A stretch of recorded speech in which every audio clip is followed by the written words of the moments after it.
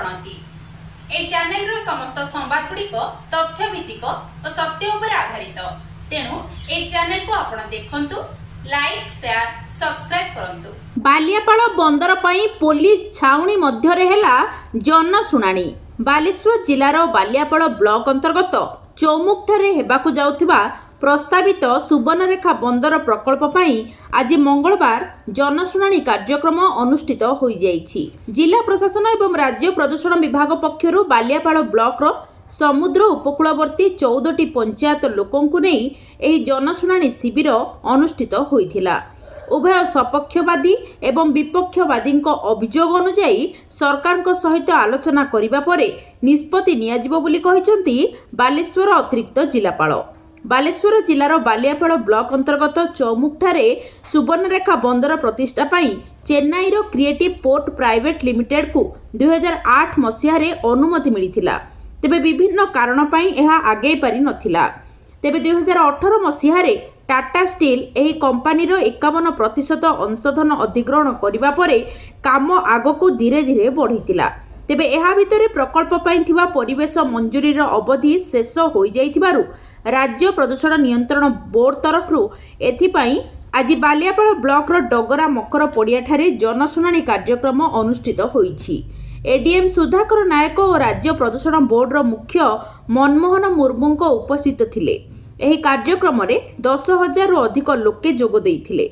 स्थानीय अंचलर विकास पाई एही प्रस्तावित बंदर को अनेक लोके सहयोग करुथुवा बेले उपकूल भिटामाटी सुरक्षा कमिटी एहाको जोरदार विरोध करथिले। सुवर्णरेखा बंदर हेले एठारे 15,000 परिवार को विस्थापित करिबा पाई पड़िबो।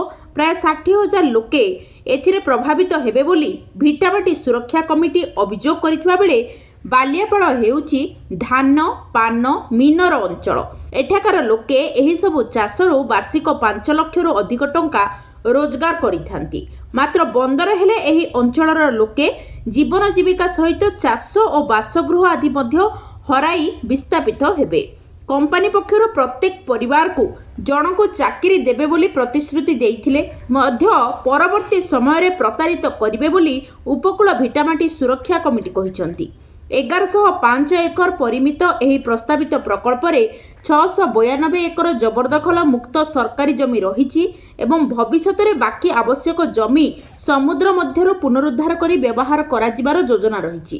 केवल रेल लाइन और रास्ता को छाड़ी देले प्रकल्प पाई घरोई जमी अधिग्रहण करा जिवो नाही किंबा केही जणे भी विस्थापित हेबे नाही बोली कंपनी कहूछि। बूस्ट अर्थात build own operate share transfer model रे हेबाकु थिबा एही बंदर रे ओडिशा सरकार सह राजस्व बंटनर व्यवस्था अंतर्भुक्त। अन्यपटे सुचारू रूप से बंदर कार्यक्षम हेले अंचल रे सड़क यातायात को प्रभावित न करिबा पई एथिरे 100% रेल परिवहनर व्यवस्था रहिछि। तेबे प्रकल्प पई प्रस्तावित नदी कड़े रेलपथ आखपाखर गाँ गुड़ी को बन्या दाउरु मध्य सुरक्षा देबार सहायक हेबो। अन्यपटे सुवर्णरेखा नदी मुहाण खोला जिबा जोगु जल प्रवाह सुगम होई परिबो एवं गाँ गुड़िक मृत्तिका अवक्षय और बन्या जनित विपदरु मध्य सुरक्षा पाई परिबो बोली बंदर को किछि लोक स्वागत मध्य करिसंती। हेले आजिर जनशुणाणी परे सरकार कोन निष्पत्ति नेउछंती ता उपरे समस्तक नजर रहिछि। जनशुणाणी आज होउछि मत होउछि सुवर्णरेखा बंदर यदि विकास हो सुवर्णरेखा बंदर बाबदरे जो माने जमी 90% जमी दे चले यही प्रतीयमान हो लोक समर्थन अच्छी किसी बाहर पंचायत लोक जो मान जमी जीव ना से विरोध कर गोटे राजनैतिक आक्रोश रखिए जेहेतु विरोधी दल से राजनैतिक आक्रोश रखिए विकास विरोध कर राजनैतिक उद्देश्य अच्छी और द्वितीय उद्देश्य से जंगल जमी और जिते सब गवर्नमेंट जगह को अकुपाई कर आशंका से जमी पड़ीज किंतु से जमी कहारी जीव ना एवं बंदर समुद्र भितर 2 किलोमीटर भितर हम से कई बासचित होना जड़े भी लोक बंदर उद्वास होना। बंदर केते लोक ये उपकृत हो पारे बंदर में मिनिमम 10,000 लोक नियुक्ति पाइपर और परोक्ष प्रत्यक्ष नियुक्ति बहुत व्यापक हम और बंदर खूब शीघ्र त्वरान्वित हो। ବେଳା ପାତ୍ର ପ୍ରତାପପୁର ପଞ୍ଚାୟତର ସରପଞ୍ଚ। ଏ ଜନଶୁଣାଣିରେ ମୋର ବ୍ୟକ୍ତ ରହିବ ଯାହାକି ବନ୍ଦର ହଉ, ବନ୍ଦର ହେଲେ ଆମ ବାଲିଆପାଳର ବିକାଶ ହେବ, ଆମ ଓଡ଼ିଶାର ବିକାଶ ହେବ। ଆମ ଅଞ୍ଚଳର ଯେଉଁ ବ୍ରେନି ପିଲା ଯାଇକି ବାହାର ଦେଶରେ ଖାଟୁଛନ୍ତି ସେମାନେ ଏଇଠି ଖାଟିବେ, ଆଉ ବାହାରକୁ ଯିବେନି। ଆଉ ବହୁ ପ୍ରକାର ଲୋକ ସୁବିଧା ସୁଯୋଗ ପାଇବେ, ଦୋକାନ ବଜାର ରାସ୍ତାଘାଟ ହସ୍ପିଟାଲ ବିଭିନ୍ନ ପ୍ରକାର ଉନ୍ନତି ହେବ। ତେଣୁ ଆମେ ସବୁବେଳେ ମୁଁ ଚାହୁଁଛି ବନ୍ଦର ସପକ୍ଷରେ, ବନ୍ଦର ହେଲେ ଆମ ଏରିଆ ଡେଭଲପମେଣ୍ଟ ହେବ, ଆମ ଏରିଆ ଉନ୍ନତି ହେବ, ଆମ ବାଲିଆପାଳର ବିକାଶ ହେବ। ବିରୋଧୀ କହୁଛନ୍ତି ଦଳ ମାନେ ବିଜେଡି କଂଗ୍ରେସ ନେଇକି ସେ ଗୋଟେ ଚଲିଛନ୍ତି ଆଖଡ଼ା, ଯାହାକି ସେ ସବୁଦିନ ଇଲେକ୍ସନ ପାଖରୁ ଏଇ ସବୁ କହିକି ବନ୍ଦର ହେବ କ୍ଷତି ହେବ କହିକି ଲୋକମାନଙ୍କୁ ଭୟଭୀତ କରିକି ଏସବୁ ପ୍ରହସନ କରୁଛନ୍ତି। ବନ୍ଦର ହେଲେ ବହୁତ ଉପକାର ହେବ, ସେମାନେ ଜାଣିପାରୁନାହାନ୍ତି। ଆଉ ଯେଉଁ ତାଙ୍କର ନେତାମାନେ ସେମାନେ ମହିଳାମାନଙ୍କୁ ଯାହା ଭୁତୁଛନ୍ତି, ମହିଳାମାନେ ସେଇ ତାଙ୍କରି କଥାରେ ପଡ଼ି ଆଜି ଆନ୍ଦୋଳନ କରୁଛନ୍ତି।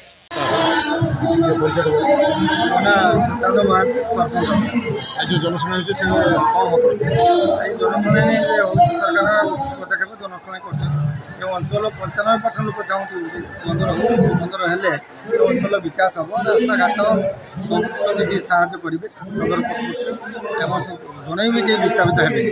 କିନ୍ତୁ ଏଇ ଯେ ଭିଟାମାଟି ସୁରକ୍ଷା କମିଟି କହୁଛନ୍ତି ସେମାନେ ଲୋକଙ୍କୁ ବୁଝୁଛନ୍ତି ଯେ 15,000 ଭିଟାମାଟି ଉଠିଯିବ, ଆପଣମାନେ କ'ଣ କରିବେ, ଏଠି ଧାନ କ'ଣ ହେବ, ପାନ କ'ଣ ହେବ, ଏଇଟା ବିଭ୍ରାନ୍ତିକର ସୃଷ୍ଟି କରୁଛନ୍ତି। ଦେଖାଯାଉଛି ଯେ ସପକ୍ଷରେ କିଛି ବେଶୀ ଅଛନ୍ତି, ସବୁବେଳେ କିଛି ବେଶୀ ଅଛନ୍ତି, କିନ୍ତୁ ଇଏ ସବୁବେଳେ କିଛି କମ୍ ଅଛନ୍ତି, ବିପକ୍ଷରେ ବେଶୀ ଆସିଛନ୍ତି।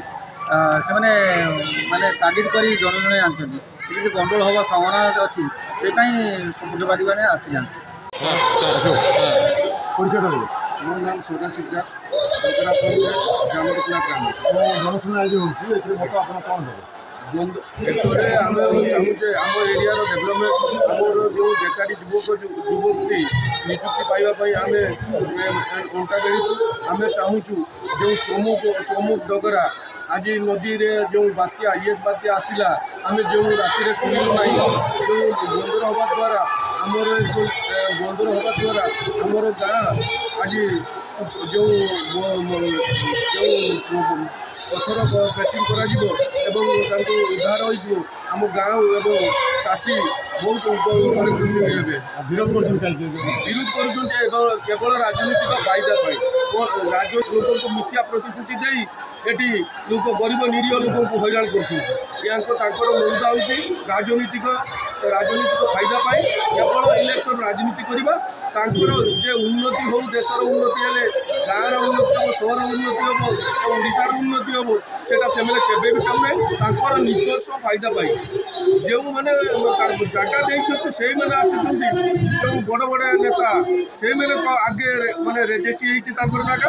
ଆପଣମାନେ RTIରେ ମାଗିକି ତାଙ୍କ କାଗଜପତ୍ର ବି ଦେଖିପାରିବେ, ତାଙ୍କର ଇଏ ବି ଦେଖିପାରିବେ।